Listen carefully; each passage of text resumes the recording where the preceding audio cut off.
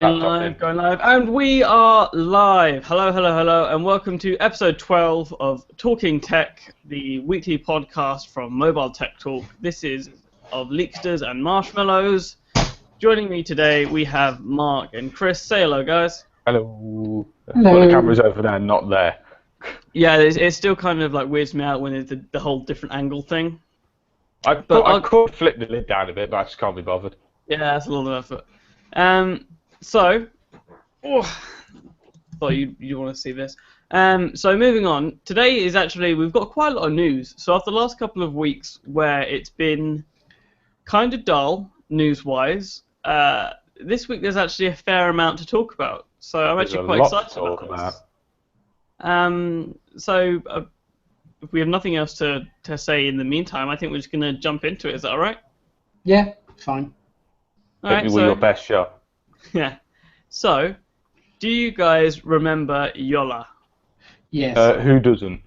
I think everybody remembers them, and everyone thinks, "Oh, that's so adorable. I really wish them well." Yeah. Yeah. I'm pretty sure not the 21,000 people that backed their tablet on Indiegogo or Kickstarter don't know. So, for those of you that don't know, I think it was last year, maybe the year before. Jolla decided to make a tablet based on the Sailfish OS. It was going to have Android app support. Internally, it was almost identical to the Nokia N1.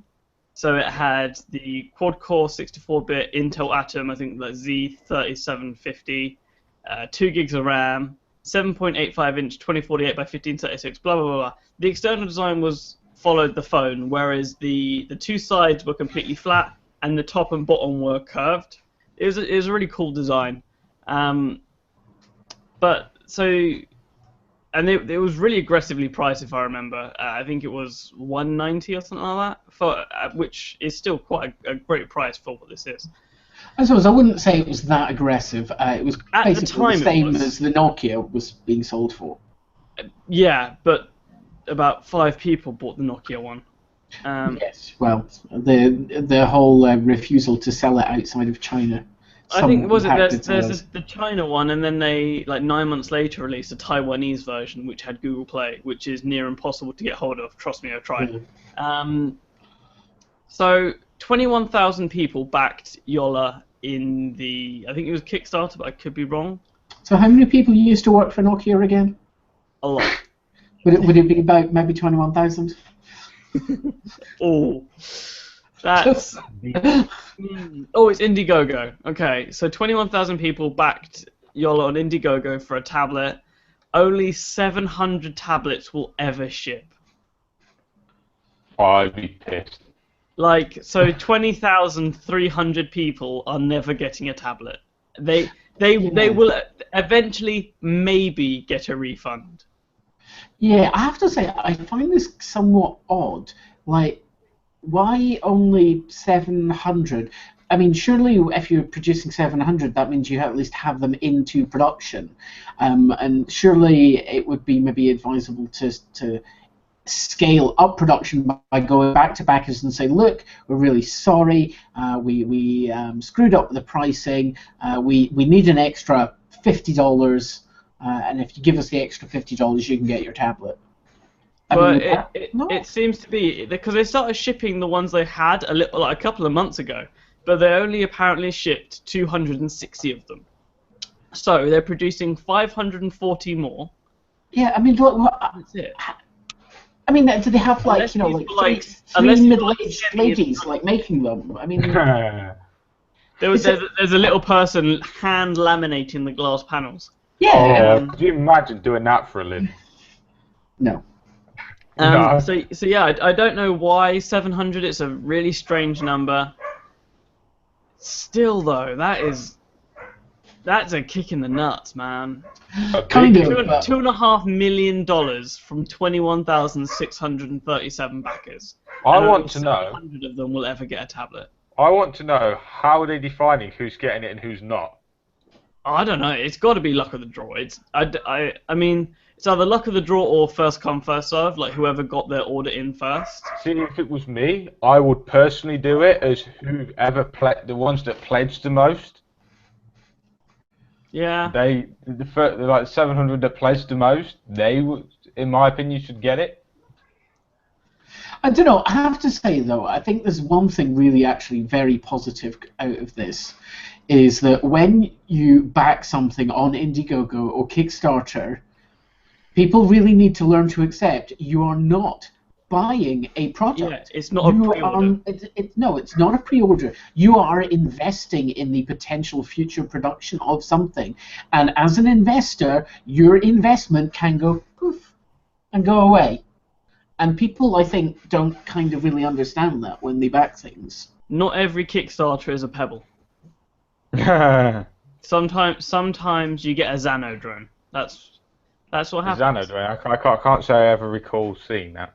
No, exactly. Yeah. Exactly. Is that the point you're trying to make there? Yeah, it was actually not too long ago as well. It was a teeny tiny, like one of those miniaturized drones you put in the palm of your hand, but it had like a flash. It had a selfie camera with a load of flashes around it, so you could throw it in the air. It would hover and then take selfies of you. Oh yeah. Yeah, I think it was Welsh. I think it was a Welsh company, if I remember correctly, and it just it failed spectacularly. There was like there was a Kickstarter investigation into the entire thing. It was that bad.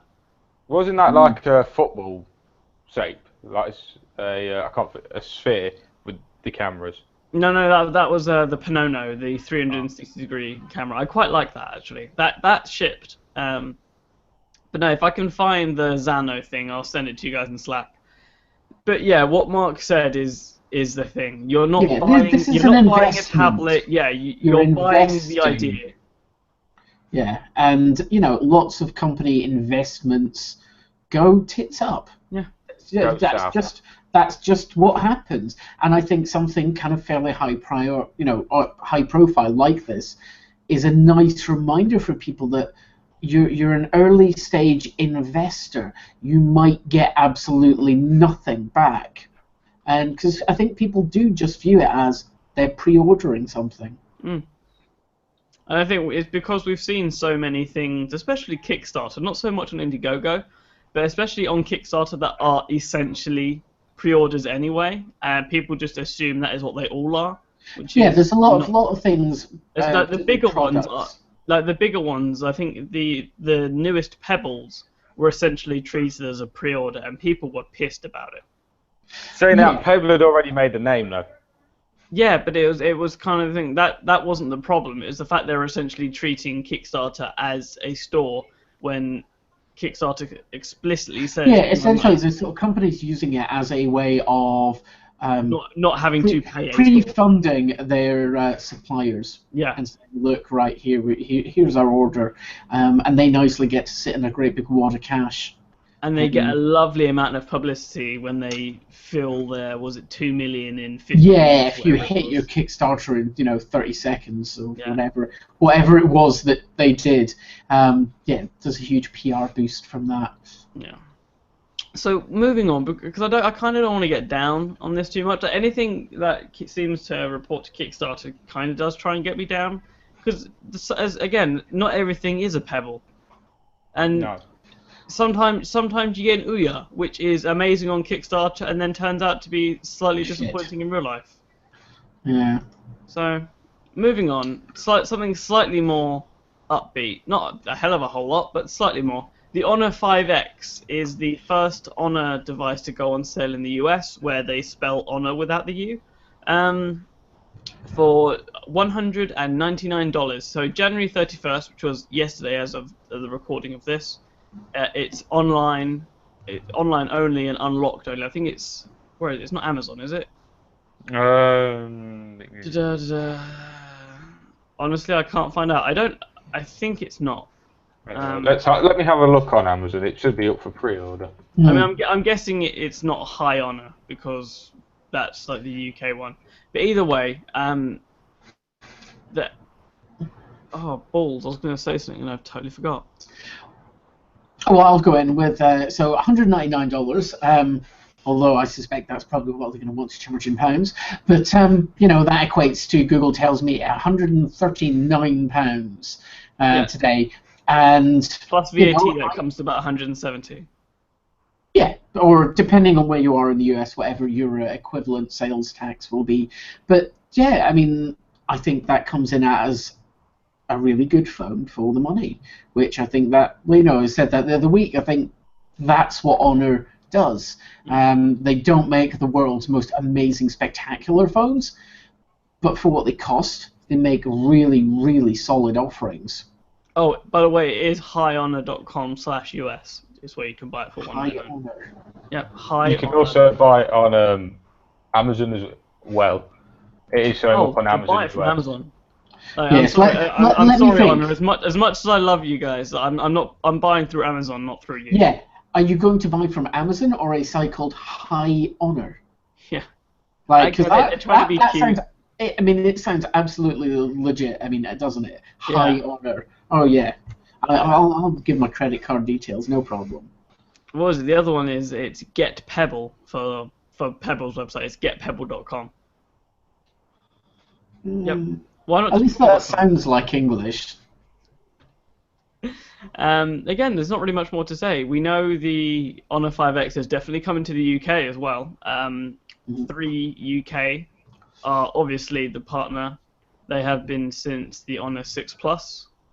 Yes, So, that's. we don't know Despite what the the pricing fact is they going keep to be. saying that Honor is for digital natives and they want to be online only, except in 3 stores where they're quite happy to sell them. Also. Yeah.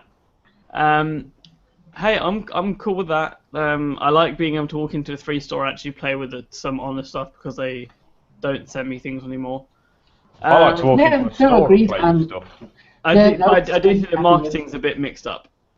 Yes, it kind of felt as though they hadn't planned to go to any networks with it. They were just going to push it as an online and act as though that was something they'd really decided, when really, in effect, what it was, they just hadn't bothered to kind of contact networks. And until somebody at 3 went, oh, that's a nice little phone. Do you mind if we sell that? Which in and of itself is quite interesting. It's a brand, or it's a sub-brand of something that historically hasn't sold all that well. So if this is what happened, a network approaching a very small sub-brand. Yeah, I get that impression. Yeah, that that's quite impressive to me. Honor was pushing it as we're digital, we're online only. Yeah. Oh, except from the one network that is actually going to sell the phone for us. Yeah. So Speaking of networks, do you guys know what Google's Skybender is? Wasn't it the little lightweight? What's the word? What would you call them? Not biplanes. They are technically biplane that just fly around over poorer countries, providing internet for people. No, was that not Project something? No, Project Loon is the balloons. Yeah. That's a balloon one. Skybender is, as I've written in the notes, Google Skybender, not a flying robot from Futurama, but a solar-powered autonomous drone delivering 5G wireless broadband to places. Because I've forgotten where places was. I was close. So, So basically, it's in New the Mexico drone version. Huh? It's the solar-powered drone version of Loon. Yeah, it's just one of those, like, they can get the drones out faster, they can get them somewhere they need to quicker. Loon I would imagine Loon is more of a permanent thing, if that makes sense. Yeah, this strikes me as there has been some industry that, Katrina hits New Orleans, wipes out all the infrastructure. Google comes along, throws up a couple of planes, and everyone can get text messages working again. Yeah, and then whilst the Skybender planes are there, you're sending up the Loon balloons to hold them over for 6 months whilst the entire infrastructure is being rebuilt. This seems very much a temporary thing. It's using what they called millimeter waves. So, do you remember Aereo? We never really got it in the UK, but it was the company that streamed broadcast TV to Roku's and stuff like that. They got shut down fast. the guy that run it, Chet Kanoja, has come out with a new company called Starry, which wants to deliver gigabit broadband using unlicensed spectrum in like Boston and New York using millimeter waves, which is actually quite interesting that we had these two announcements like days apart. Because like before this, I haven't heard millimeter wave being used in serious speaking in quite some time. I'm trying to think if I remember where they said they're going to be testing this. In Magical Unicorn Land? Was it? Oh, this solar-powered drone, like the model of the drone itself is called Centaur, which is actually kind of cool. Yeah, they're using a spaceport in New Mexico, which they leased from Virgin Galactic, obviously run by Richard Branson. Again, it's cool. It seems really temporary, and it's probably not something we're ever going to see here. No, it's like most Google products, like Google services, should I say? Yeah, like, but I mean, we don't really need to see it here. The UK is so small. Our infrastructure is relatively broad as is. Our mobile networks use essentially the same spectrum anyway.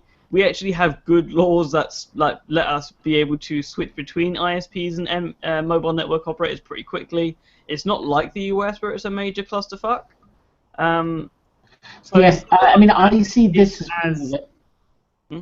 So I see this as being, natural disaster, get infrastructure back up there, quick, smart.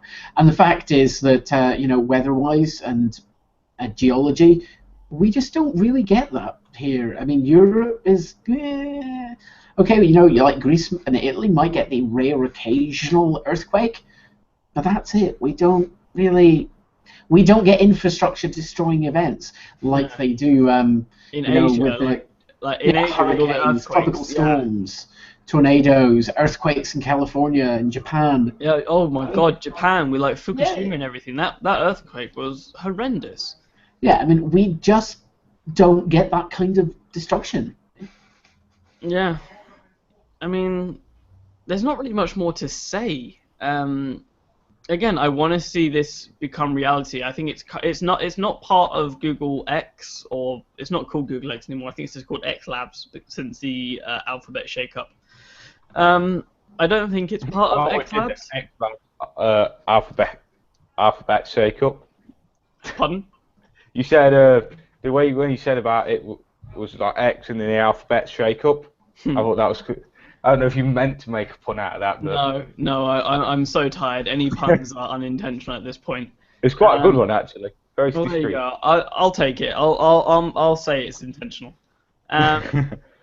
So next is something that I think we all saw coming, whether we like it or not.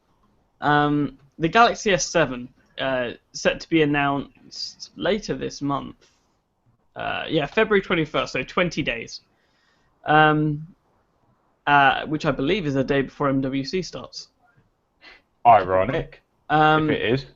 No, like CES, MWC starts on a set day, but there's like so many events happening like 3 days before. Everybody's trying to steal everyone else's thunder. Yeah, so there's usually not all that much stuff actually left to announce on the main MWC.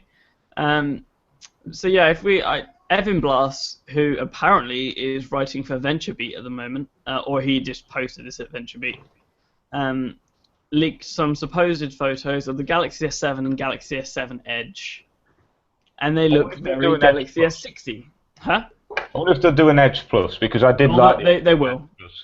From what I understand, they're doing the S7, S7 Edge, and S7 Edge Plus at the same time.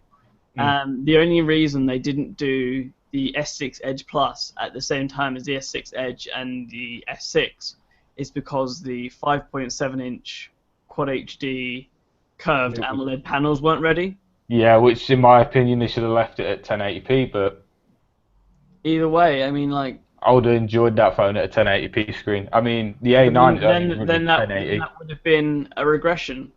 True, yeah. The previous 5.7-inch AMOLED curved huge phone was the Note Edge, which, whilst it was technically a shitty phone, it was 2560 by 1600, but 2560 by 1440 usable. And as much as I'd love them to have used 1080p for battery life and GPU purposes, business-wise, it wouldn't have been a smart move for them. Oh no. So No, it would have been better.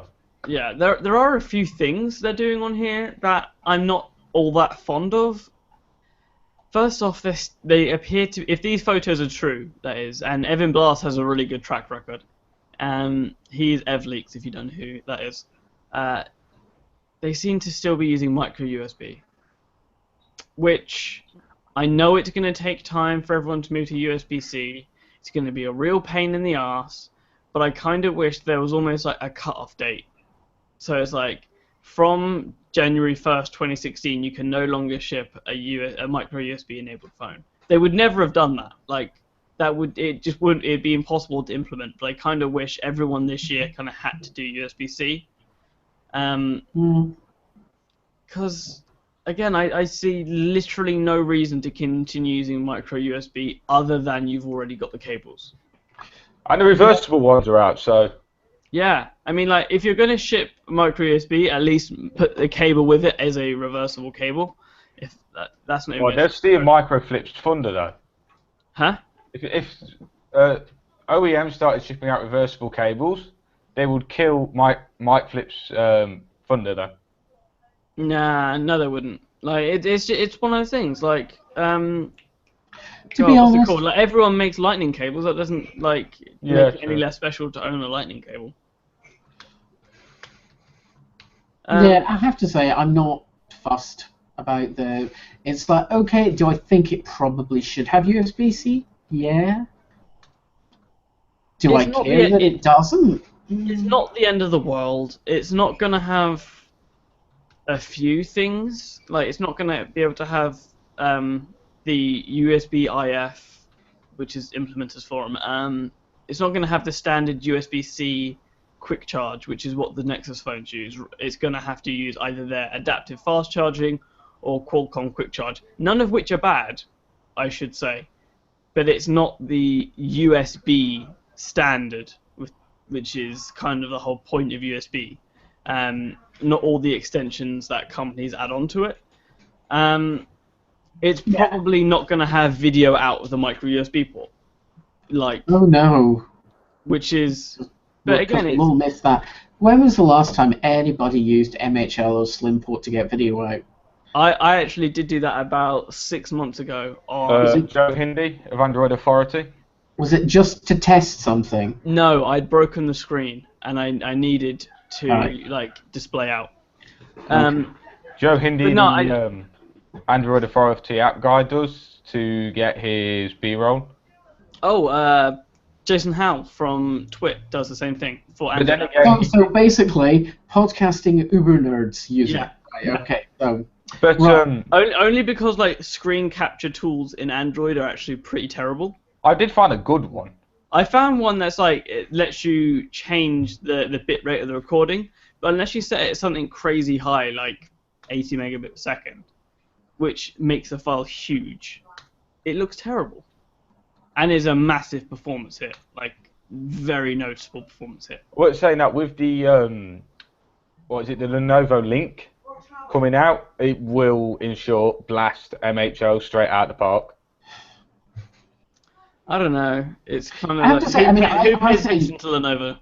Yeah, to be honest, I think all of these video out technologies, they're great. You know, when I first got a phone with MHL, I went out and bought an adapter. I then went out and bought a dock that had an inbuilt HDMI socket, so I could directly mirror what was on the phone to the TV screen. And that was super awesome for all of the 30 minutes that I played with it. And then never looked at it ever again. It's something I've never tried, something I would like to try. I mean...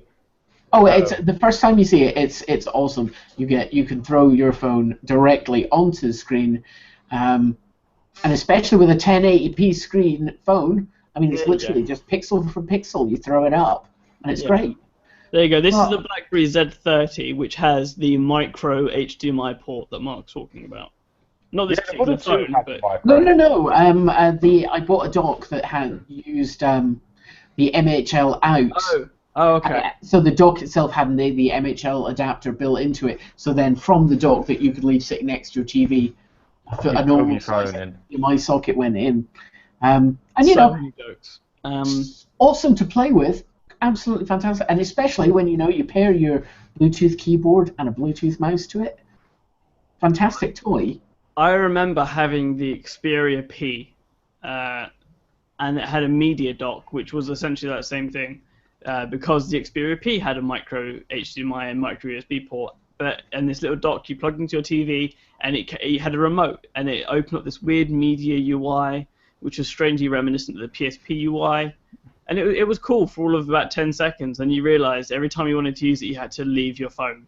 Yeah. You couldn't use your phone. Yes. I don't know, which kind of makes Chromecasting a lot better because it's independent of the phone. Yeah, you can still keep the thing in your hand. I agree, but just it's all these sort of video out technologies from phones. Yeah, they're awesome and they're so clever, but I don't think people use them. No, but it's nice to have the functionality there, and the fact that USB-C supports it natively is very useful. Again, it's not for everyone, but for the people that use it, USB-C is probably the best implementation. Didn't you enjoy USB-C on the Lumia 950? Yes. No, it's about the only thing you enjoyed with it. Yeah, But yeah, about that, I was about to say it's probably the only thing I really enjoyed about that phone. Apart from the screen, I really quite enjoyed the screen on the 950. So, do you guys have anything else to say about the whole Galaxy S7 is going to look like the S6? Because I kind of expected it. The thought I had was, shocker, mobile phone looks like mobile phone. yeah. I mean, how different are they going to be? I mean, if you look at any Samsung phone and pick any other Samsung phone, they're really not all that different. And what are you going to do to make it look different? Slap a skin on it. You know, software skin or hardware skin? Both, I suppose. I'm actually really I'm really cool with hardware skins, not software skins. Yeah, but Speaking of hardware skins, Dbrand are going to bring back the bamboo. nice. Or they're thinking about it. And as someone, where is this bloody phone? I have too many phones. As someone who has got the bamboo, this is really hard to see. I've got too much. Yeah, it just looks like white. Yeah, no, it's not. It's bamboo. As someone who's got the bamboo skin, and it's probably one of the best skins I have, I'm so excited. The one thing I will say about the S7 looking like the S6 is that seems traditional with Samsung. I mean, you look at an S3 and look at an S4, you can clearly see the resemblance. Yeah, but you can't say that because they used to do the 2 yearly cadence thing. So the S1 and the S2. The S2 was a revision of the S1. Then the S3 was a major design change. So the S3 and S4 were similar. S5 was a pretty radical design change. The S5 and the S6, on the other hand, are totally different. Yeah, so they've kind of broken that cycle. The S5 seems like the black sheep. Yeah, the S5 was kind of like the one where they tried a load of things that didn't work. Yeah, so that was like they tried the swipe fingerprint sensor. They tried the micro USB 3. They tried waterproofing. They tried so many things. But quite a few of them actually worked, though. I mean, I know people that have had issues with the fingerprint sensor. The swipe one is bollocks. Don't even try and defend it. It's a load of I'm not trying to defend it. Yeah, it is a pretty shitty concept. But I've had people get on with it. I've had people not get on with it. It's... I don't know. The waterproof I've seen in action and does seem to work fairly well. I've not known anyone to water damage that phone. Until you break the USB door, which is tremendously easy to do. That does require you to be careful, but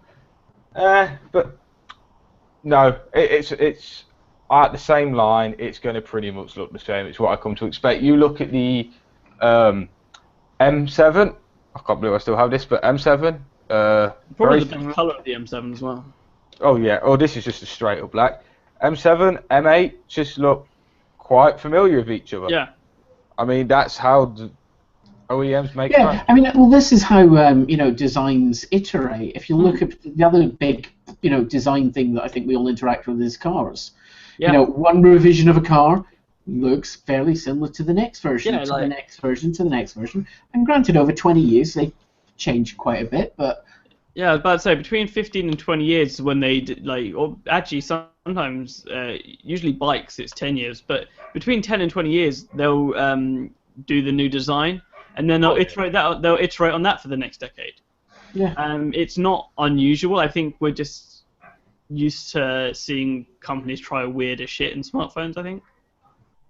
I don't know. I don't know if people were shocked about this or if they wanted more. I'd say if it's not broke, don't fix it. There was nothing wrong with the design previously, so I don't think there's a need to make any dramatic changes. I mean, the only real problem I had with the Galaxy S6 design, aside from the physical and capacitive button, was the camera hump. But if the camera hump was the penalty we had to get to have that amazing camera, I'll take it every time. Saying that, the A9 does the same thing. Yeah, the A9's camera hump is like barely there. Oh yeah, I didn't know it at first. Yeah, the S6 series of camera hump is pretty damn noticeable. But yeah, no, as I said, if that's what we had to live with to get the quality of camera we got, then fine. I think we need to move on again because we can just like either wax poetic or just like rip journalists down for this. So, do you guys know who Blue is? I've seen some of their stuff on Amazon. Like it's gone in the featured part of Amazon, and I know they've done some Android phones and some Windows phones. But besides that, that is about as far as I go. Okay, Mark. Yeah, but predominantly, I think they're best known for being essentially the only company outside of Microsoft that is bothering to make Windows phones, and they are making them at the absolute insane cheap, like circa 50 quid. Yeah. And I think just before Christmas, there was a whole raft of them went on sale on Amazon for insanely low priced. And as far as I can tell from them, they seem to be like many of the other, Chinese companies, like Elephone, like Alcatel, like Xiaomi, like any other random thing you can't pronounce. They're making really, really, value-oriented handsets, with pretty decent specs, pretty decent looks, pretty decently constructed, but cheap. Yeah. So what we're talking about this time is the Blue Vivo XL. Blue, for those of you who are wondering, is BLU, and it stands for Bold Like Us. I shit you not, that is what their company is called. It's a 5.5... Well, I suppose it's better than Lucky Gold Star. True. Is it still Lucky Gold Star? No, they retroactively changed it? Yeah, no, they some years ago officially changed their name. They are just LG, but still, I'm sorry, they're never. Is it LG? I thought it was LG Life's Good. Yeah, it was Life's Good. Yeah, but I think the official company. Official company is just LG. Okay. LG. They were always known as LG. You said Life's Good, everyone would go, yeah, who you on about? You say LG, and they're like, oh yeah, they made like the LG cookie. For a while, everyone knew who Lucky Gold Star was. I think you might be just too young for it, Chris. If I am probably too young, but. Yeah, they way back in the days when Japanese made quality stuff, and if it came from South Korea, that was the cheap crap. So everything from Samsung and Lucky Gold Star, that was all kind of cheap because you couldn't really afford the proper Japanese ones. But times have moved on. So Blue is kind of like a white label OEM. So they go to China, they find a reference design, they say tweak it, put this label on it here, and voila.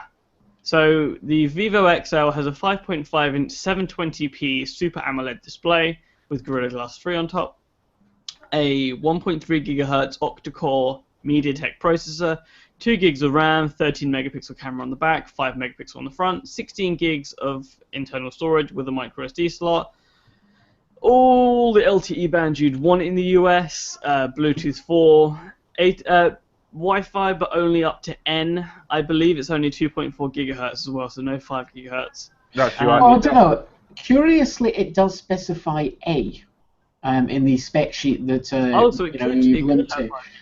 Well, yeah, so it does say A was only 5 gigs, actually. It is. A is 5 gig. Could be a typo. Yeah. You'd be surprised. That's possible. Yeah. 3150 milliamp hour battery, which is removable, dual SIM, micro SD, and the interesting thing to me is USB-C. at $199. Oh, sorry, $149 MSRP and $99 for the first 3 days, which is probably sold out by now. Yeah. But still, $149 for all of that is pretty amazing.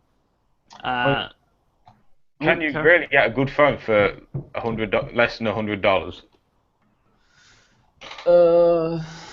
Well, you can't get that one for less than $100. So I can pretty much guarantee that. Certainly just now. Although just looking at that, unfortunately, I see no band 20 LTE. Yeah, which is the problem, because we can't get so many of these cool devices. So do you remember the what's it called? Kazam Tornado 348 I got. The world's slimmest phone that had that really shitty advert that got banned by the ASA of the lady in her underwear ironing her shirt. Yes. Yeah. I think I do recall of that advert, but very vaguely. Yeah, teenage bloke. No wonder you get that advert. Yeah, no, I never saw the advert, but I heard the kerfuffle about it. Yeah, the Tornado 348 was kind of a rebrand of the Blue Vivo Air. Last year they released a successor called the Blue Vivo Air LTE. They moved from the MediaTek chipset to the Snapdragon 410. Doubled the RAM, and they went on-screen buttons and went to Lollipop. I was like, oh, this is so good, I'm going to import it over here because it's like super cheap. Had almost no bans for the UK. And I was so upset. I kept blasting Kazam. I was like, look, you released this one, you're still trying to sell it when it's on KitKat. No chance of an upgrade to anything. Like, just tell me you're going to carry the new one. And they're like, no. I was like, fuck you. So the Vivo XL is actually really cool. It comes in blue and gold. I'm really not a fan of the gold. It's kind of like the really tacky, what do they call it? I think it's liquid gold or something like that. Tacky gold, I think, should be its actual name. Gold is big in the Far East. I don't understand why, but it is. Yeah, I mean, I wish I could. I'm like skimming through this really quick, and I can't. I don't know. It's something like liquid gold, because the back panel has kind of like yeah, it's really cheap looking. I'm not a fan of it. I don't. Oh, I think it's just skimming through. It looks like a fairly nice build. Yeah, the only real thing the Android Please had to say that was a bit meh about it was the camera was a bit so-so. The camera was a bit so-so, and it uses capacitive buttons in the reverse orientation. So instead of being back home multitasking, it's multitasking home back. Yeah, I see that. I don't think I could get on with that. I think that it's because they're all trying to copy. It's Samsung that does that. Samsung in the article layer. Yeah, the P8000 I've got does the same. Although I did immediately install an app to change it. Correct what the capacitive buttons do, and with that done, you correct it by turning on-screen buttons on. Is what you do. You go in and you edit that. You go in and edit that build.prop file, and you enable on-screen buttons. That's what I have to say, no, I've really got used to having the capacitive buttons below the screen, to the point where I have on my Nexus 5 on occasion sat there pushing the bit below the screen. I did with the A9, because the really bizarre thing is if I don't know if you can see it very well, but there is a fingerprint scanner just there, and in software it set as initially it set as a home button. So as soon as you tap it with even a non-registered finger, it picks it up. And the first thing I sat and did was, why aren't you going back? And then realised, wait. It doesn't press at all. So it's literally just a sensor. It doesn't click. Yeah, and you'd think with it there, it's been like a button. Like, yeah, I've done it before. I just like, why is there no button? And then I've realised, it's just a little sensor. But no, it's on-screen buttons. But natural reaction when it was doing that was just to go like that. Yeah, I knew it was on-screen buttons. I knew it was on-screen buttons. I knew that the fingerprint sensor acted as a home button. I also just assumed it was also a button. Anyway, yeah. So back to the blue thing. Back to the blue thing. I kind of want to test one. It's a nice looking device. Unfortunately, all of its bans make it that it's pointless for non-American use. Yeah. I'm sure they'll do a version for the rest of the planet. I highly doubt it. They'll offer something similar enough, I would bet. But yeah, it's nice to see them starting to use OLED screens though. Yeah, no, the Blue's been experimenting with OLED screens for a little while. I love OLED screens. Yeah. I mean, I completely understand from a purist point of view that yes, the colours are way oversaturated and blown out, and reds are too intense and the blues are too blue, and blah blah blah. I don't care. You can get perfectly calibrated OLEDs that look amazing. Dell is shipping. We spoke about this at CES. Dell is shipping a 4K OLED monitor, which is perfectly color calibrated to the Adobe RGB spectrum. But the thing is, I understand why the purists care about the color calibration, because if you're going to be watching some cinematic masterpiece, you do want it to be correctly color calibrated. But how many people are watching cinematic? On their phone. It's a phone. I want the icons to pop visually. I want bright greens. I want bright reds. I want bright blues. I don't give a crap if they're not strictly color natural. I want a phone screen to make it feel like I've just done some LSD, and that's what OLED does. And that's what OLED does to me.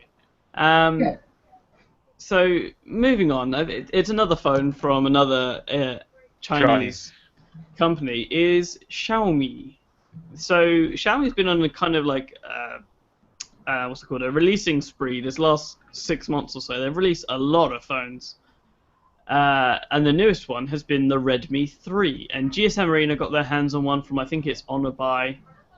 And holy shit, have you two read this review? I'm just skimming through it now. I'm just looking at the key features. Near the end, they say, I'm paraphrasing here, there's two types of devices. One you can recommend and one you recommend with caveats. This is a phone you essentially just recommend to someone. The only thing that I'm going to say is, is that launcher again. I don't know if it's just because of the way we've traditionally been given a launcher of at tray and that way, but if it was me, I'd be slapping Action Launcher 3 with Moco icon pack straight on that thing. Yeah, no, I get that, and the whole iOS-inspired user interfaces is a really big thing in Asia. Yeah. And as much as I dislike it, and as you guys know, I am very much a stock Android purist type person. Oh god, yeah, I've got to admit stock Android is better. Yeah, MIUI is one of the few I can tolerate once I've put a new launcher on. I've not been getting on too bad with TouchWiz, and that's hard to say. Yeah, but most of these TouchWiz still feels Androidy. Yeah. Like I don't know if you ever used MIUI, Chris. No, I've not had that. It's very far removed from what normal Android is. Yeah. Sorry, Mark, what were you going to say? No, I was just going to say, I think kind of a lot of these different launchers that come out from different companies, once you slap on a new launcher, in my case it tends to be Innova, once you get that slapped on and you do away with this ridiculous Far East fascination of the iPhone-esque, we have no home screen, you just live in the app menu list. That's what I hate about that iPad when I had it. I can't stand that. But obviously there are people who like that, fair enough. But once you just slap on a reasonable launcher, the rest of the device is perfectly usable.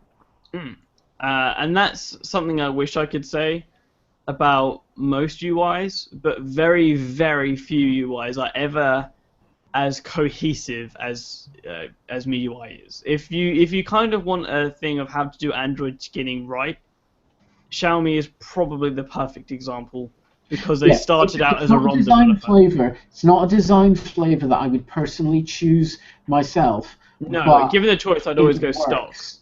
They've clearly put some effort into it. It works. It's smooth. It's well thought out. Things kind of just fit together. Random shit doesn't break all over the place. But you can have it break if you want. They do a beta test, like they release a new ROM, I think it's every week.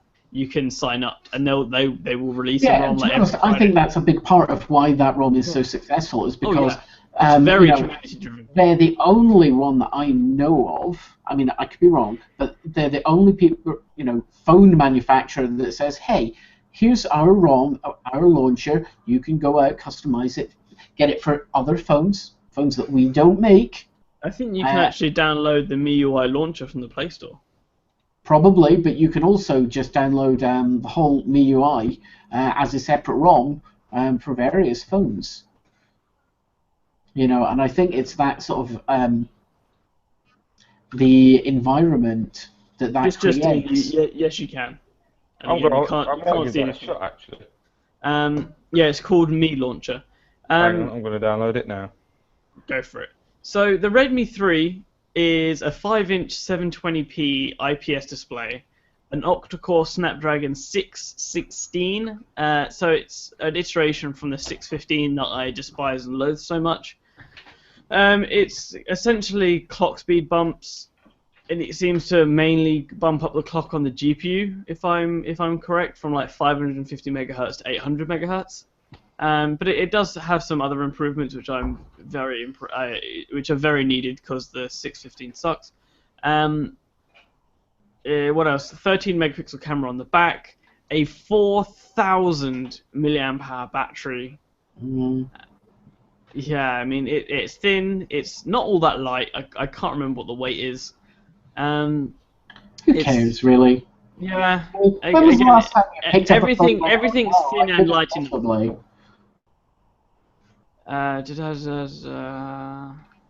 16 gigs of storage, IR port. Yeah, 4,100 milliamp hour battery with fast charging. Is that an IR port I heard? Yeah, there is an IR blaster. Oh, that's cool. That's one thing I do like about the M8 is if I misplace any TV remote, I can just whip my phone out, open an app, and job done. And Yeah. that's kind of useful because I quite often lose the TV remote to the one I use as a monitor.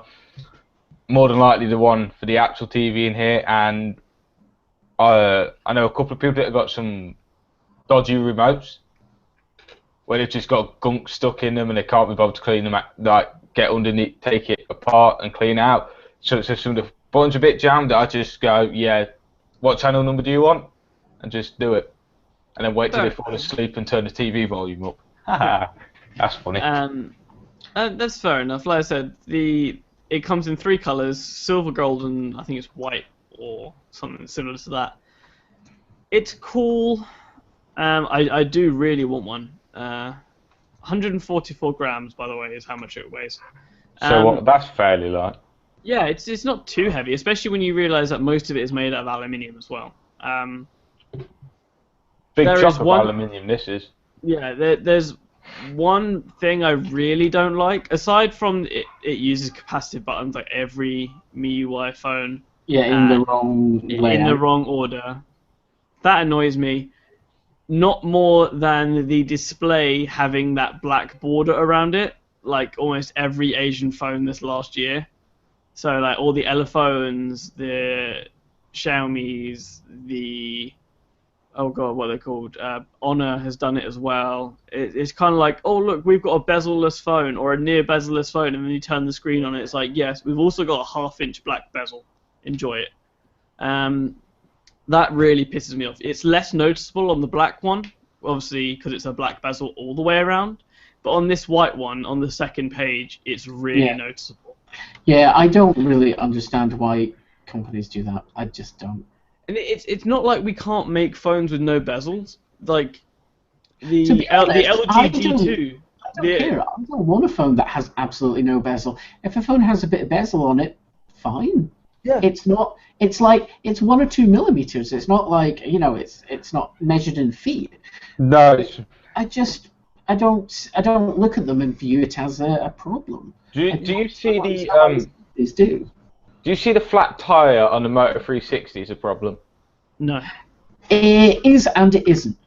If you want to have a round watch face, then yes, it does become an issue. Then you see it. Then you notice it because the bottom is wrong. You don't see 6. if you use a different watch face, the one I tend to use, essentially it has the stock on charge. So it has time written across the screen, has a circular band that runs around for the battery, but that is within what it can actually produce as a complete circle. So with that running, I absolutely do not see the flat tire. See, the thing about the Moto 360 is it has that because it's LCD. We have full circular OLED ones, so obviously Samsung's got one in the Gear S2. 360 is an OLED. Huh? It is an OLED. 360 is not. It's IPS. No. They are. Both of them are. Hang on, I'll settle this once for all. Turn all the light, like tonight, Mark. I swear to God, turn your watch off, make it in a pitch black room, and then turn that screen on. Anything black will kill your eyes because it's an IPS display. Because OLED displays can have, because of the way there is no backlight, can have not because of that. I mean, that is true. The ambient light sensor can be behind the display. It doesn't need to have this section at the bottom like the Moto 360 does. They are slightly less efficient this way, obviously because they're having to go through a display, but you can have the ambient light sensor behind the display assembly on an OLED panel. IPS LCD capacitive touchscreen for the first gen Moto 360. And the second gen. And I believe the second gen was the same as the first gen. Yeah. It is a better screen, but they're still both IPS. So I don't even know how we got. The whole bezel thing. Yeah. The important thing, if we go back to the Redmi 3, is just how fucking insane the battery on this phone is. So, like I said, it's a 5. I don't think it's the same. I think that's going to become the new standard for this year. Really? Yeah, we were at 3,000, so bumping an extra 1,000 mAh in there, yeah, I could see that becoming the standard. I don't think it's the size of the battery that's the important bit. It's the fact that if you remember most GSM Arena reviews, like they hovered in like the 60 to 70 hour range for the total score. This got 107 hours. 720p screen. Exactly, and that's the important thing. They put in a screen that the GPU in this phone can handle, and they put a huge battery, and they put a relatively low power SoC in there. Like, they cracked it. They did that's it. That's what this should all be. Well, I think what the phones are, I think in many ways the phones market is emulative of the computer market, and I think this is the beginnings of the Air. It's the MacBook Air thing. We don't need the world's fastest processor. We don't need the world's biggest screen. We don't need all these incredibly high specs. Actually, we can get away with something fairly mediocre because it's more than sufficient for what people are doing with it. And I think if you've got a 5.5-inch screen, okay, you can tell the difference between a 1080 and a 720. You can, but it's not important. I mean, it's not like you're stepping down to SD. Like that would be quite damning. It's still an HD screen, which is the important thing. It's at that Retina threshold. Speaking of the MacBook Air, I had a really weird daydream the other day where it was WWDC and Apple was finally refreshing the MacBook Air, because they haven't done a proper refresh in a couple of years. And they made them all 1080p. So finally, they got rid of the TN displays finally, but they released the Air in 11, 13, 15, and 17 inches. Why would you have a 17-inch MacBook Air? Is my question. I don't know, but there are people that have 17-inch MacBook Pros from 5 years ago that don't. That's a Pro though. Yeah, I know. I'm just saying, and it's they look ridiculous. So it's imagine that. Yeah, but if you've got a 17-inch laptop, you can use as a real desktop replacement. You can use it like a real computer. A 15 is the lowest you can go for doing that. An external display. I use a 15 and an external display, and I think 15 is rock bottom. If I was to have a 13 or the 10 that I've got in this Samsung NC10, I wouldn't want to do it. But 15 is like the rock bottom. I've gotten really good at doing a lot of my writing needs on an 11-inch display. 13-inch is like my upper limit because I do travel a lot with my machine. And That's a trade-off. Space for me is a large constraint. If I was going for a 15-inch laptop and it had to be 15 inches, it would probably be the new Dell XPS 15 because it's the smallest 15-inch laptop that I know of because of the whole Infinity Edge display thing. Yeah. I mean, it's forever a trade-off. I mean, a 17-inch laptop is awesome if you don't have to lug it around all the time. Which is why the Air thing was hilarious because it's this 17-inch lunch tray that weighed almost nothing and was like 2 sheets of paper because it was just the standard guts of an Air spread out to 17 inches. And it was hilarious to me, and it was stupidly fun. Think of all the battery you could stick in that thing now. See, the thing is, like, people just say, like, shove more battery in it. Yeah, it's not quite that simple. Like, batteries are heavy. But think, if you put batteries in, that thing would probably have the best battery. Oh, without a doubt. And I'm sure there are a lot of people that would actually buy a 17-inch Air. I personally wouldn't, because... No, God, the cost of that thing would be hilarious. If cost wasn't an issue, and someone says you can have it, would you have it? No, because for me it would be too big. I mean, this Asus laptop I've got is 15 inches, and I'm gutted because I don't mind carrying it around riding my bike with it in a laptop sleeve in a backpack, but it's not convenient, and I did it on a scooter a lot, but then again I was only going like 50 miles an hour max, well 40 normally, but I can't get this thing in my top box. I've not got a big, but it's still bigger than my old one.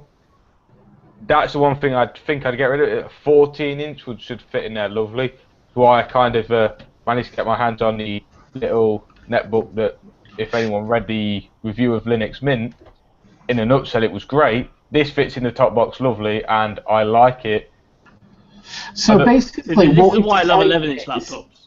We need to have all a 10-inch, an 11.5-inch, a 13-inch, a 15-inch, and a 17-inch laptop. That's basically what we've decided. Right. 11, 13, 14. Actually, no, don't scrap 15s. No one really likes 15s. They're kind of it's a horrible compromise size. Yeah. The 15 is a compromise. You go 11.5, 13.3, 17. That's what you want. I could live with that, I think. And I said, especially with Dell's whole, we'll shave the bezels off so we can make it. That was probably what I could probably get with him in the top box, because it's like there's about that much off the end of the like laptop, of the keyboard, mouse, trackpad, whatever area. That's what stops the lid from sooting. Yeah, I mean, like I said, money no object. I'd get a tricked out Dell XPS 13, the Skylake one with like 16 gigs of RAM, Core i7, like terabyte SSD. All that, but again, I'd have very little use for all that much power, so it'd be a lot of wasted money. Although to be fair, you could probably use it as well. You could actually replace your desktop and use it. I could, but I really wouldn't want to. Oh God, no! I would kill the battery in that thing so hard. Like not like battery fall to dead. Like the actual quality of the battery itself would just it would hate me. Moving on, because I just realised the time. We've kind of been waffling for the last 15 minutes by accident. Out of nowhere, the Honor Holly 2 Plus was annoust. Terrible. I like how they keep coming up with these shitty names. I mean, is there someone that sits at Honor or any company and goes, we need to name a product? Like 2 seconds later, I know, we'll call it the Honor. The Huawei Honor Holly. What is it? Holly 2 Plus. Yeah. Are they giving their employees speed? Oh no! It'd be a lot more interesting than the game. So like I said, it's weird because to my knowledge there wasn't an Honor Holly 2. And Holly 1. I've got the Holly 1 in a drawer. There was a Holly 1. Yeah, no, I've got the Holly around here somewhere, and every time someone brings it up, I'm kind of sad because the Honor Holly was kind of like the least loved Honor device. It didn't fit in with any of the aesthetic design of their previous devices. It ran a really weird bastardized version of EMUI. It was its main selling point was that they were able to get it super cheap, and I think they got it down to like £70 or something like that. And for that price, you got a 5-inch 720p IPS display, an 8-megapixel camera, a 5-megapixel camera on the front, a gig of RAM. Like you got like pretty decent. It's got good specs for the money. Yeah, but it was abandoned, like instantly. It's still on KitKat. It's got so many bugs. Like one of the things that always annoyed me is it's got capacitive buttons that are just painted on. There is no backlit behind them. I suppose if you use the device that much, you don't. Like with the S3, I disabled the backlight on them. Yeah, but you had the option. How much is 3 little tiny LEDs? Yes, true. But no, when I had the S6 Edge Plus, I was so trying to turn the LEDs off because I know naturally where they are. Yeah. And there was no option. So Samsung, if you're listening, let us turn the LEDs on and off. So the Honor Holly 2 Plus is kind of a welcome upgrade. It's still a 5-inch 720p IPS display, which is good. I think it's a very good medium. It's got the MediaTek 6735P, which is a quad-core, I think it's 1.3 gigahertz Cortex A53 CPU with a Mali T720 GPU, 2 gigs of RAM, 16 gigabytes of internal storage, and up to 128 gigabytes via microSD, 13 megapixel camera on the back and a 5 megapixel camera on the front, and the important thing, a 4,000 milliamp hour battery. Told you. It's going to be the theme of the year. Yep, these huge batteries. No idea if it's coming to the UK. This has only been announced for India, I believe, at the moment. And it comes out roughly to a price of $145, so about £100. Yeah, I have to say, I think if you could walk into a Carphone warehouse and buy that for £100, I think it would do really well. Yes. The specs, for the money, they're great. Yeah. Oh, and finally, it uses on-screen buttons. Thank you. Thank God it uses on-screen buttons. You know what I want to find? The device that upsets Dom the most. Don't do this. I'd like to think with really bad on-screen buttons, a really bad display, a really bad battery. So you want to buy the first generation Sony Xperia Z? Make you use it as a daily driver. That would be quite amusing. Not for you, but for us lot. I owned that for all of 3 days. That phone. So yeah, the Honor Holly 2 Plus. I do actually really want one. I have tried to reach out to Honor, but I haven't got anything back. If I get one, I'll be so happy because as much as I like the Honor 7. The what's it called? The 6 Plus, the 5X is coming out. As much as I like their higher end metal devices, their lower end stuff is almost far more intriguing to me. To be fair, a lot of the like cheaper phones, trying to think of the one I had with the Vodafone Smart Speed 6. I think that was a Huawei device. It was obviously an outsourced thing, but I did have one. It was a Vodafone Smart. Oh God, it's going back a few years, like 2011. Yeah. In that, I noticed in 2011 a lot of networked phones, so like your Vodafone phones, I can't think of any other ones, but them type of phones were all Huawei and ZTE. Yeah, and they're what are they called? ODMs. Yeah, that's the word I'm looking for. And some of them were pretty good, so. It's nice to see. Well, just think that that back in the day, that's where HTC got started. Yeah, I was just about to say. I don't know if Chris knows this, but HTC was an ODM for Orange and O2 back in the day. Oh, well, see, I never used Orange. When I moved to Android, I switched to Vodafone. This is before Android. This is well before Android. This is like Windows Mobile. I had, if you were ever wondering where the name came from, Chris, I had the original O2 XDA. Which is a Windows Mobile, and I had the XDA2 Orbit as well. And I remember. Why did they call it the Orbit? I don't remember. I think it has something to do with the track wheel it had. It had a track wheel like the iPods, but it also had a track ball. I remember. See, This was in the early days. I remember having it ran Windows Mobile 5, but you could boot Android off of an SD card inside of Windows Mobile and use that as the main operating system. It was so bad. I would say, I imagine that'd be pretty bad due to read-write speeds. Oh yeah, and this was like 2008-ish when I had this. Yeah. So like, Android was still relatively new as well and wasn't all that fast on native devices. Oh no. I would say the first phone I think that actually had like a little trackball style type mouse thing was that I personally owned was the Wildfire, and I never understood the point of it. I never used it. Yeah. I just think that was a stupid design that got brought in, but luckily it got booted out with the Wildfire S. It was one of those things, like, when it was actual track balls, they served a use because a lot of them actually had multicolored LEDs behind them. And then for a generation or two, we had touch-sensitive optical ones, which is what the Wildfire had, and they served no purpose whatsoever. It was useful if you would what was I find if I had like really sweaty hands or greasy hands and the screen wouldn't pick up. I did sometimes use the optical board just to quickly flick around and do something, but apart from that, it was never that useful. It was a gimmick. Yeah, no, without a doubt, it was definitely a bit of a gimmick. Moving on, last news topic. We have Mark back. He's got the Nexus 1. He's got the Nexus 1. A little glowy ball, but it has no power, so it won't go on. But woo, yeah. But I had a feeling. I would be quite happy if they actually brought that back. The little glowy trackball. It's really good for cursor movement. Boot that thing up and try and use it as your daily driver for a weekend or something, just to see how far we have come. I think though the last time I played about with it, I did get Jelly Bean running on it. Impressive. So it's something that was abandoned on Gingerbread. That's quite impressive.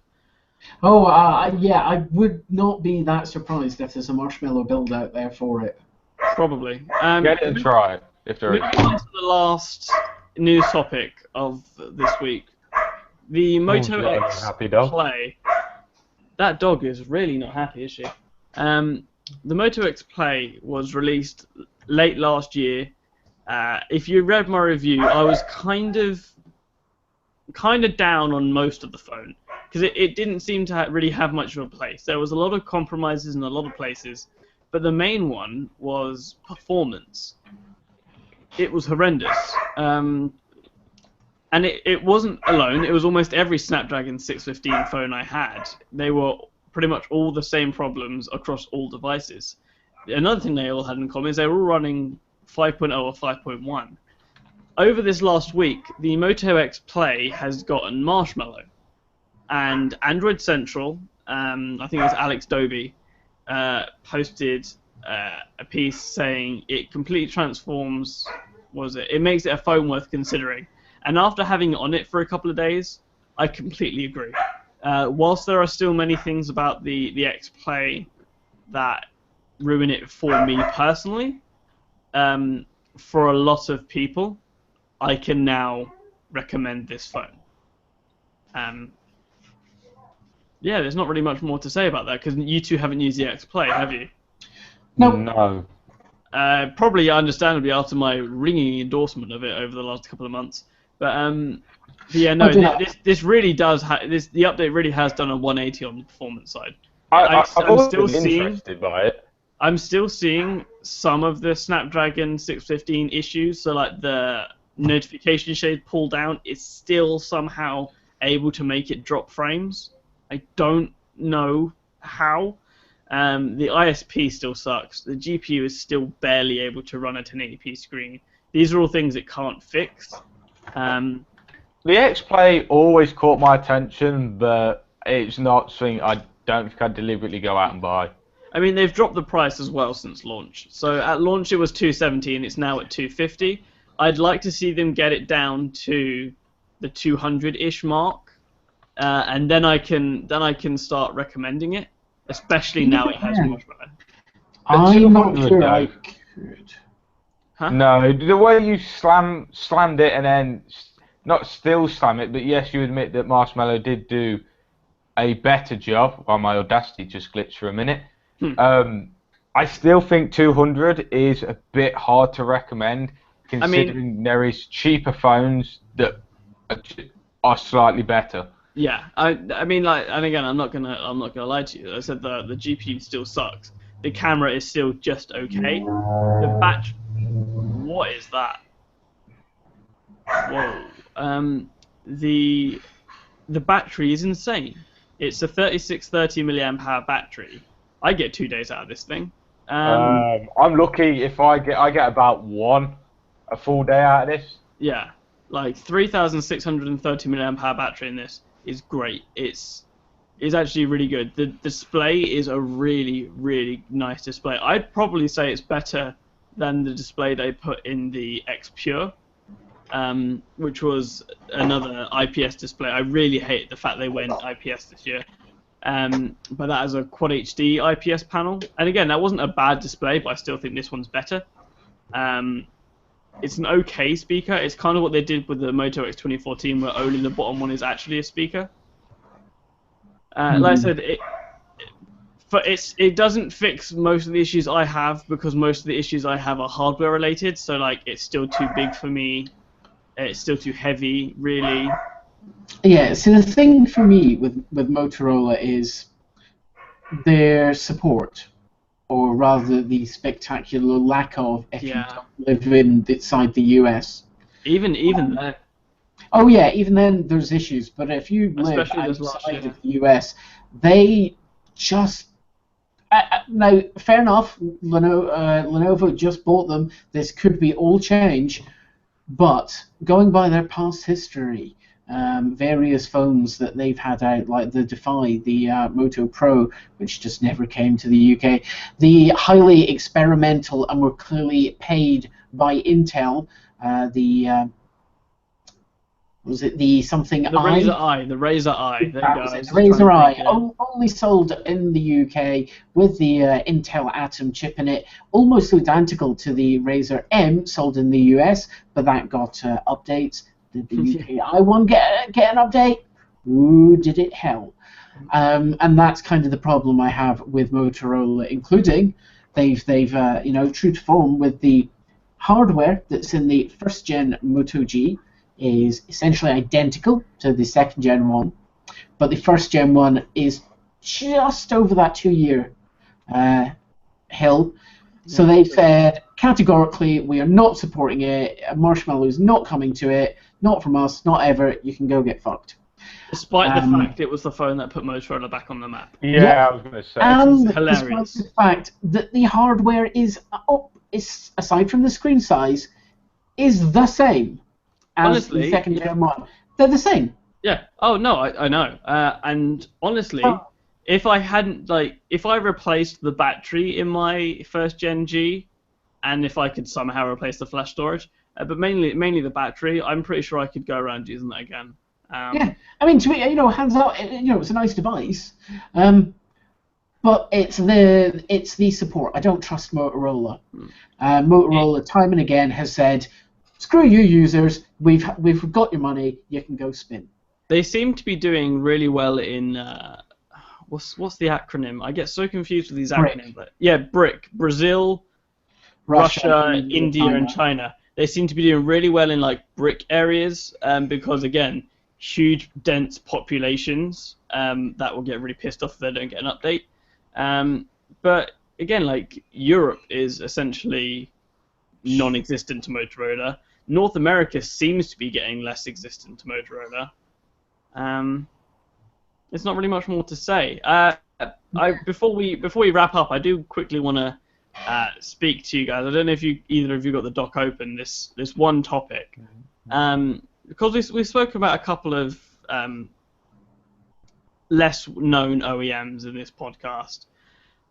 If the tier 1 OEMs didn't exist, so like no Apple, no Samsung, no LG, HTC, Sony, like none of them guys. If the tier 1's OEMs didn't exist, whose phone would be in your pocket and why? And I want to go with Mark first. I don't know. Okay, are we counting Huawei as tier 1? No. I'll say they're a bit in the middle, really. Some of the some people class them as tier 1, some people don't. Well, I mean, I personally. would say that they were too. I mean, they make their own goddamn CPUs. I mean, tier 1 for me is easily available in developed countries. And huh? I can't see what that is. It's the P8. I knew he was going to say the P8. Yeah. The only thing that's wrong with it, the only thing that is wrong with this phone, apart from I could do with it being a little smaller, is it's stupid thin, so it has a small battery. Yeah.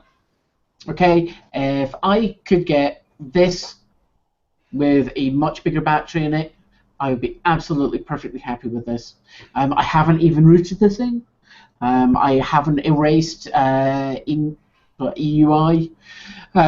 off it. I did just slap on Nova. That's good enough. Everything works on it. The battery life, despite it being tiny, is decent. Adequate. Yeah, I can kind of live with it. It's, everything's nice on it. It's not the most amazing, thrilling, super device, but I like it. It's nice. It works. Chris? Well, I've not played around too many with the non-tier 1 OEM's phones. So the one I've really played around with the most would be the Vodafone Smart Speed 6. So I would kind of default to that. It was for 150 quid. No, was it 150? No, 50 quid. Sorry, I thought it was 150. It was 50 quid. So, yeah, the screen wasn't HD. It was a bit meh. Some of the colours were a little washed, but it didn't really struggle to keep up. And I quite often had it on 4G LTE, and it really didn't miss a heartbeat. So the CPU was a bit shy. But then again, it's a 50 quid phone, you get what you pay for and a little bit extra. But that's the only phone I've really played around with, so I'd have to say that. And it's near stock anyway. I kind of don't want to take that as an answer. But that's the only phone I can think of. I mean, like any Chinese devices you've heard of in the news or anything like that. Like, you can't think of... can I revise my answer now? I'm going to say, if you say in the news, it's probably going to end up being some on a device. Okay. No, I'll take that. Mark, what's yours then? My new revised one is I want the Alcatel K10000 with that gigantic battery. Yeah, see, that's the kind of answer I was looking for. Right, that's what I want. It's only got a 720p screen. It doesn't have 5 GHz Wi-Fi. There's something else it's lacking that I can't think of right now. But it's just, oh my god, that battery. Oh, I remember we were talking about... A 10 amp hour phone is pretty amazing. I remember me and Mark were talking about this the other night. After the team chat. I think me and Mark were on for about another hour. About an hour and a half. And that's one thing he was like... we were saying about... what phone we'd have and how the year would go, and that was one phone he kept bringing up was the, I can't say it, but I'm going to call it the 10 Alcatel. I call it the 10,000 milliamp hour phone. Yeah, and it's the only one to its kind that I know of. Yeah. I mean, if you look at some of the PR stuff that they've done, they've got they've got a bunch of them. Because you can also use it to charge other devices. Yeah, they've got 10 links together to power. Yeah, and they're cooking some noodles. Yeah, they're cooking instant noodles off of 10 of these phones. And they're cheap, so you could actually afford to do that if you so desired. It just, I mean, that is for me. That's the headline crazy piece of shit from this year that I want. I cannot in any way justify getting it because what the hell am I going to do with another phone? But You'd be like me saying, wait a second, somewhere under this pile of phones in the drawer, I can get the one I'm looking for. Oh yeah, it's a nightmare. That's what if everything's charged and Hangouts, somebody messages on Hangouts. Oh god, if someone messages me on Hangouts... Unfortunately, I only actually have two. I have the M8 as my phone, and this is like the backup, which 9 times out of 10 is switched off anyway. If someone messages me on Hangouts or Gmail, my entire desk moves 5 inches because of the vibrate motors. So my answer to this is kind of a weird like one. Idol 3 or something. No. It's the Mi 4C from Xiaomi. So the Mi 4i was one of the phones I released last year. Had a Snapdragon 615, which is I had an early 615 which had an overheating issue actually, which is quite funny. A 5-inch 1080p display. When you say overheating issue, see if you not overheating, fine, not overheating. It had a very high thermal profile. Yes, what, you mean like that laptop if you lived in Iceland, I mean, this is not a negative, right? This is like, this is not a bad thing. What, so you mean like everyone should just buy HTC M9s and be done with it. Yeah, it's a feature. It's not a bug. It's a mobile hand warmer. Okay. You mean like that laptop I've got that was running at 100 degrees? Yeah, the CPU was running at 100. Like it was. God! I think it peaked to 101 at one point as well. Then it just died. So yeah, no, they did the Mi 4i, and then like 6 months later, they was like, yeah, no, the I was for India. We're doing the Mi 4C, and the C's for China. And the Mi 4C was almost identical, except it had a Snapdragon 808, which is infinitely better than the 615, but it's definitely not an 800 series chip, and it had a USB-C port, and it came in this awesome, it came in this really nice, I don't want to say baby blue, but kind of like duck egg bluey. It's a Xiaomi blue. It's kind of like a powder coated baby blue. It's really weird. I don't like that personally. See, I kind of like it. It's kind of like white one, blue one, or pink one, because the black one was sold out everywhere. Like that is like mine. I hit my funny bone on my chair. Yeah, so I never understood why they called it the funny bone, because it's not funny for the person that hits it. Funny for every other fucker, that's what it is. Son of a... Diddle. Anyway. Yeah, no, I remember that kind of funny baby blue. It's an interesting colour. I mean, I'm the person that had a hot pink phone for 9 months, so I can definitely give it. This is slightly more butch than the pink one. Yeah, slightly. I was carrying... very slightly. I was carrying this around in a pink case, into a pink sleeve for a couple of days because I couldn't remember where I put the one from about 2 years ago. Yeah, I mean, like, look, that's what it was. I put the bamboo skin on it, but the inside is still hot pink. Yeah, that's the inside though. Who sees the inside? Yeah, but I only had the skin on it for like a month or so before I ended up getting replacement phones.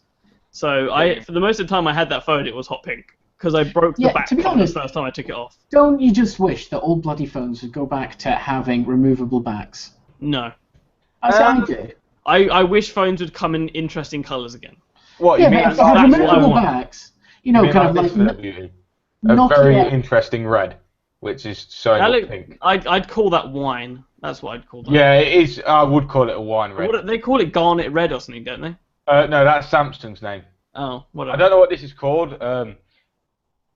Craig did tell me the other night, but I can't remember. Voda Red. That's what they're going to call it, Voda Red.